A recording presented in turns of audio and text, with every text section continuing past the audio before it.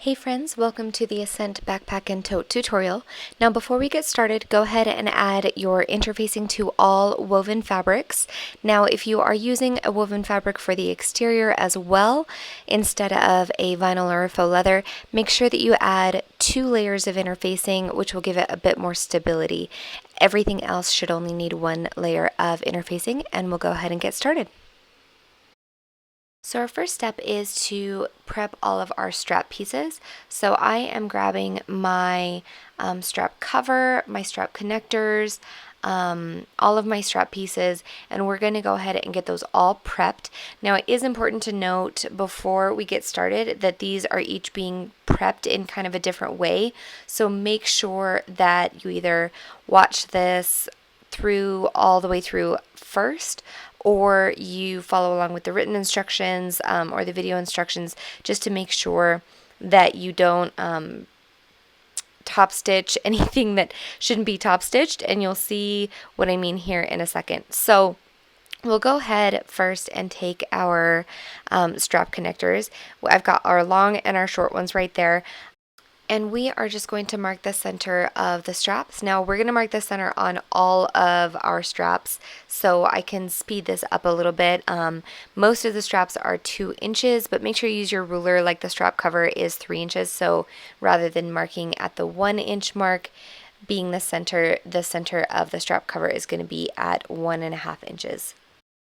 So I am just making sure to use a ruler for all of this part. It's important to get your center, your straps marked in the exact center. That way you don't have any twisting or anything like that in any of your pieces. I know that is in part because of, machines or fabric drag or anything else, but it can be because your marks aren't exactly down the center. So just make sure that that is accurate.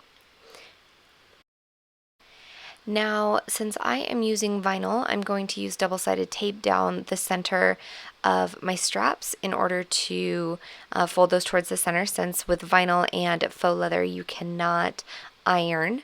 If you are using a woven, like a canvas for your exterior, you can go ahead and iron your edges in towards the center rather than using the double-sided tape. And you'll see there on the end that I did skip the end. I always keep my double-sided tape away from the ends, just because typically you are sewing there.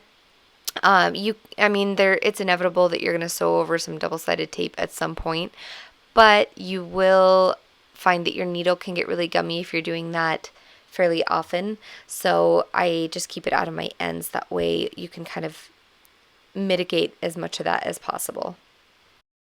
So this piece that I'm working on first is the mini strap long, and we're going to do the same steps for the mini strap long and the mini strap short.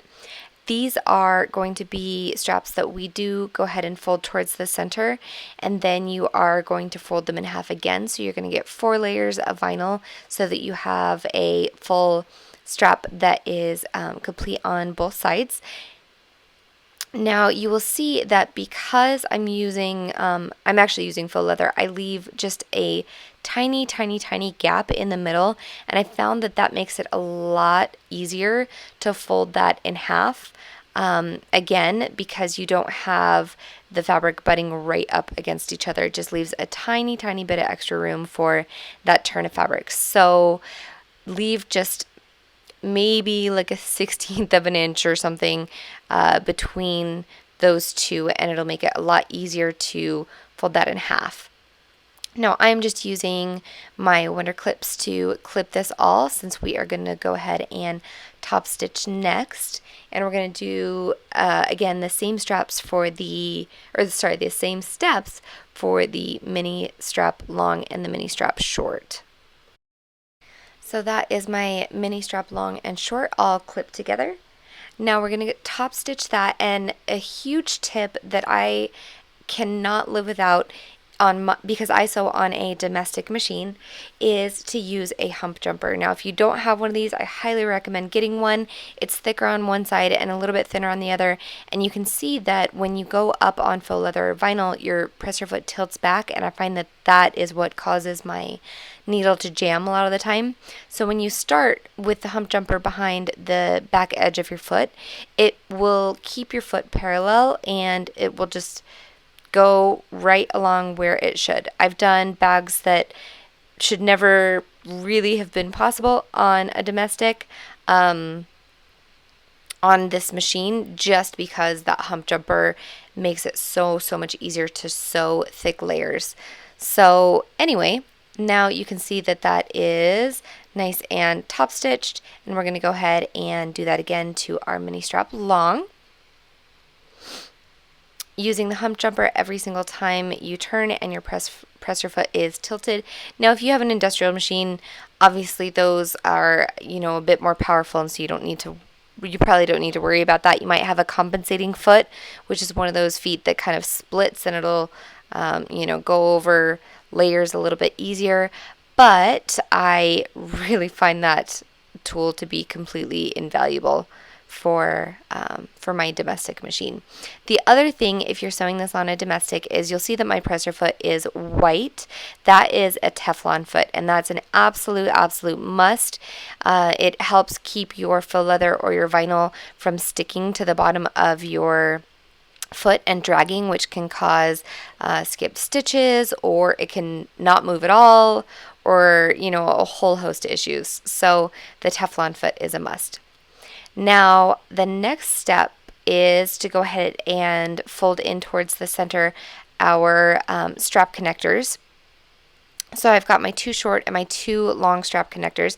Now, I am actually using a wider tape for these ones, which is a leather tape that I got from Wawak, and leather tape is extremely sticky. So the reason that I can use it for this part is that we are not going to be sewing down the center of these at all. The strap connectors just keep that raw edge on the inside when you fold it around, so you don't ever actually have to enclose that edge. So you just want to avoid ever trying to sew through leather tape if you're going to use that. So for our strap connectors, I went ahead and I changed my thread color to black just to make sure that that matched. And I am just going to top stitch them as they are, which is folded into the center once, rather than a fully enclosed strap like we did with the mini straps. So all I'm doing here is top stitching at about 1/8 of an inch around the edges of those. You don't necessarily have to sew the ends, but I do, just because, it means that I don't have to take the piece out of my machine. I also don't have to use a hump jumper because there's only 2 layers of faux leather that we are sewing through. So that is really nice that you don't have to do that every single time. So for our strap connectors, all we have to do is top stitch those and set those aside. And then our next piece that we're going to work on is going to be our strap cover. And I am going to use tape on either side of that line, just to, for accuracy, since it's a little bit of a thinner tape.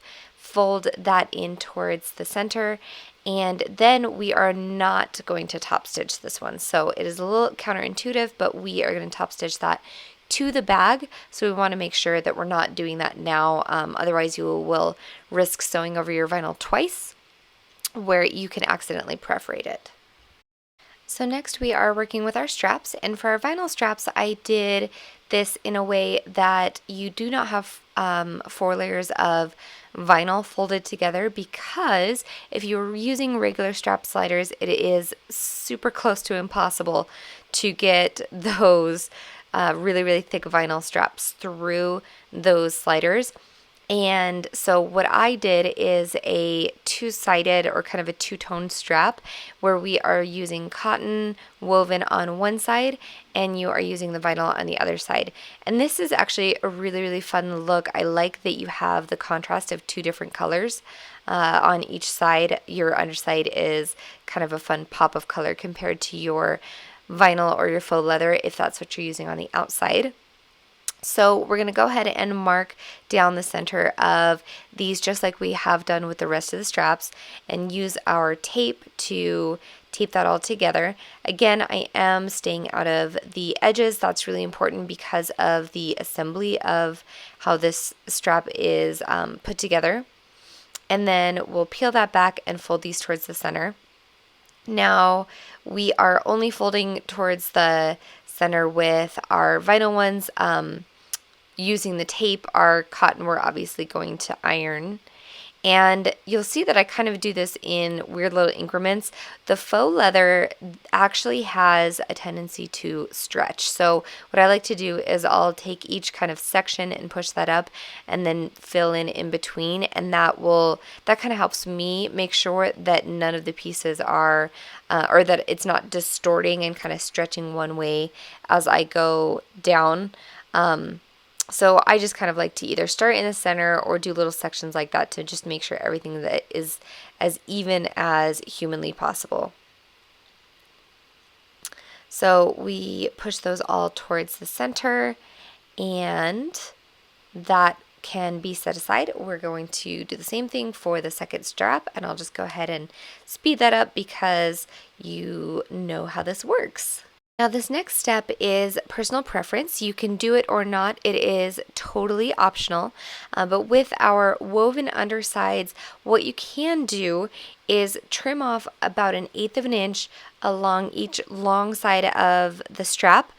And what that will do is when you fold it towards the center, your woven is going to be just a tiny, tiny bit less wide than your vinyl, and it kind of sits inside of the strap. So if you don't do this, it's going to be just like this one I'm showing you, where the cotton and the vinyl are exactly the same width. If you do decide to trim it off, then it's going to be just a little bit thinner, and I'll show you how that looks. Now the important thing is that we mark 1 inch from each end, because you do not want to trim off all the way up just because of the way that we are constructing our straps. The ends need to be the full 1 inch. I am just tracing that. You can eyeball it if you are really good at that, on each side of the strap. So what that looks like is you will see that I have those really, really thin lines traced, and then I kind of grade out towards that 1 inch at the ends. That way our ends stay 1 inch so that we can construct them in the next step. So once I have that trimmed off, you'll see that kind of grading at the edges, and you will go ahead and just fold these in towards the center and give that a nice press so that we can put that to the vinyl strap in the next step. So our next step is that we're going to take the ends and place the cotton and the vinyl right sides together, and you're going to sew those at a 1/2 of an inch seam allowance. It is a little bit tricky if you do have these kind of taped, the vinyl kind of taped together, so you can just open it back up, pull it open so that gets a nice 1/2 inch seam allowance at the end there. And then you will make sure that that is nice and straight, that your strap isn't twisted or anything, and you'll go ahead and do that for the other side of the strap.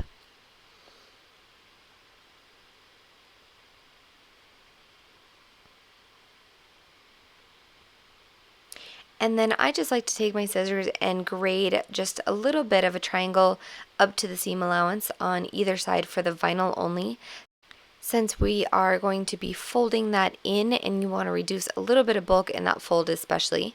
So what you do is just kind of pull the two layers apart and, or away from each other I should say, and fold your vinyl and your cotton woven back towards the center just as it was. And then you'll fold those wrong sides together, and what this does, doing it this way, is creates a strap that doesn't have any raw edges, so you don't have to use strap ends for your straps, which is kind of nice to not have to, do more hardware. If you do want strap ends, by all means sew your strap in a regular way that is without your your edges constructed and enclosed like this. You wouldn't need to enclose them if you're using strap ends, but this is just kind of a fun way to get a nice clean finish without those. And I'm sorry I'm off camera a little bit here, but all you need to do is just clip those, and I am gonna go ahead and straighten my strap out again because it looks like it did get twisted, not before I was sewing, but just during the construction process. So the next step that we're going to do is I'm going to go ahead in between those two layers on the faux leather, put double-sided tape down. Now the reason that I like to use double-sided tape for this step is because especially since we inset our cotton woven a little bit, it just makes sure that everything stays nice and perfect when you're top stitching it. You really want that inset under layer to be nice and even all the way along the length of your straps. So I definitely like to use double-sided tape here just to make sure that that happens. So I kind of stick that in there. You're going to peel off your backing, and then you're just going to take your time and kind of stick your strap down. And then once everything is stuck down right where you want it, you can go ahead and top stitch. But I do like to spend a little bit of time on this, just making sure that everything is flat, you don't have any bubbles or like any wrinkles or anything in your strap, and that it's all nice and even. So we will go ahead and top stitch again. Now, if you are using a domestic like I am, again, the hump jumper is super, super helpful for this part because you have your vinyl layers on top of your cotton layers. And so you're just kind of going through thickness. And so when that presser foot tilts, then that hump jumper is just super, super helpful. But we are going to go ahead and you're going to lengthen your stitch length and sew all the way down both sides and both ends of your strap. Now, I like to use a wider stitch for my top stitching. I use about a 4 to a 4.5 millimeter stitch, and then go all the way around using that stitch.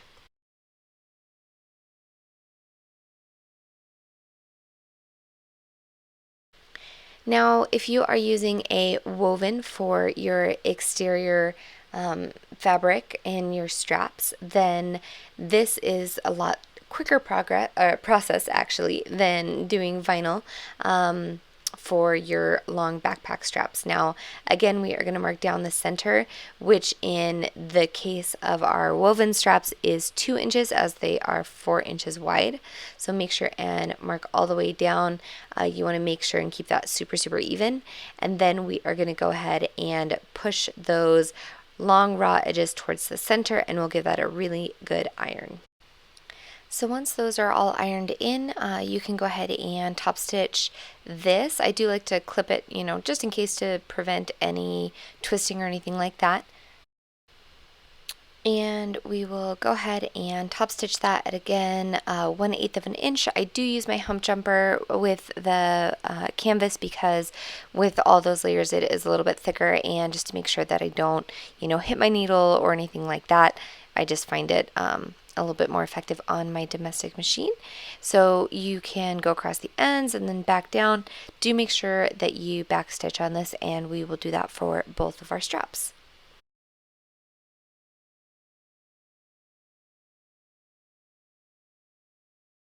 Our last step is adding our strap hardware. So you're going to thread one end of a strap through and around that center bar and add 2 rivets. Then go ahead and thread one of your lobster clasps on. Now, if your straps are the vinyl, then you're going to want to make sure that the lobster clasp is towards the vinyl side. That end that we're looking at right there is going to be the wrong side of your strap. So we're going to go ahead and enclose that by then taking the other end of your strap and threading it up and back down through that slider. That encloses that raw edge, and it also secures our one lobster clasp on one end. For the other end, all you need to do is take your second lobster clasp and wrap 1 inch around. You're going to add the 2 rivets, and then your straps are all the way done. You'll go ahead and repeat that for your second strap, and once you've got those rivets on there, you can lengthen it. For canvas, it's really easy just to pull on the slider to lengthen. For vinyl, you'll probably want to cinch the fabric through, and then you can adjust those based on what is most comfortable of length for you. Make sure before you set your final rivets and everything that end is enclosed inside, and your straps are done.